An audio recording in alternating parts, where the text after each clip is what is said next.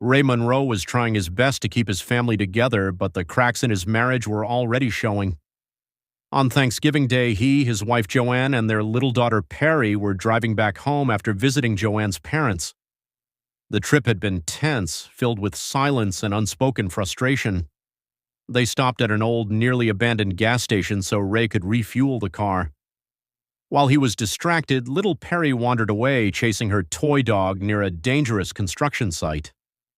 Suddenly, she slipped and fell into a deep pit. Ray rushed forward in panic, diving to save her, but in the struggle, he also fell hard, hitting his head badly. Joanne screamed and quickly pulled Perry out. The little girl had injured her arm badly and was crying in pain, so they immediately rushed to the nearest hospital.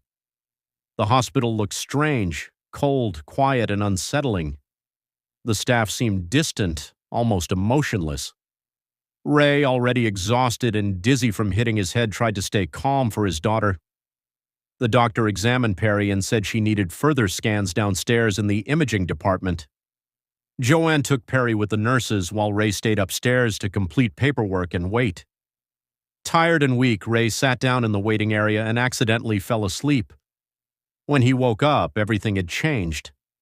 He walked to the front desk asking about his wife and daughter, but the receptionist looked confused. She told him there was no record of Joanne or Perry ever being admitted to the hospital. At first, Ray thought it was some kind of mistake. He explained everything again, the fall, the broken arm, the scans downstairs, but nobody believed him. According to the staff, he had arrived at the hospital alone. Ray's panic quickly turned into terror. He searched every hallway, every room, calling their names desperately, but they were nowhere to be found. The police were called, and instead of helping him, they began questioning his mental state. They discovered that Ray had a history of alcoholism and trauma after losing his first wife and unborn child years earlier. To them, he looked unstable, like a man having a breakdown. But Ray refused to believe that. He was certain the hospital had taken his family. He became convinced there was something dark happening underground, something involving organ harvesting and kidnapping. Driven by fear, Ray sneaked into restricted areas of the hospital, searching for secret operating rooms and hidden patients. Every strange look from the staff only made him more suspicious. His mind kept flashing back to the gas station accident, but the memories felt blurry, incomplete, like pieces of a nightmare he couldn't fully remember. As his desperation grew, Ray became violent. He attacked hospital workers, stole keys, and forced his way into the basement where he believed Joanne and Perry were being held. There he found what looked like proof: patients being prepared for surgery, hidden rooms, and silence everywhere. In his mind, everything confirmed his worst fears.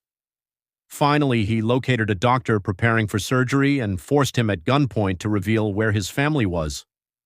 The terrified doctor tried to calm him down, insisting no one had kidnapped anyone. Then the horrifying truth began to surface. At the gas station, when Perry fell, Ray had rushed forward too late. During the chaos, Joanne tried to protect their daughter, but both of them were fatally injured. Ray, already disoriented from hitting his head, had blocked the truth from his mind. His wife and daughter had died before they even reached the hospital. Unable to accept their deaths, Ray's broken mind created a false reality where they were still alive and being hidden from him. He had arrived at the hospital carrying only Perry's lifeless body, while Joanne had been left behind at the accident scene. The doctors were never villains. They were only trying to help a grieving man who had completely lost touch with reality. But by the time Ray understood the truth, it was too late. Still trapped inside his delusion, he kidnapped another patient, believing it was Perry, and drove away from the hospital thinking he had finally saved his daughter. As he smiled with relief, the audience saw the devastating reality. Ray was alone, driving into the darkness with nothing left but his shattered mind.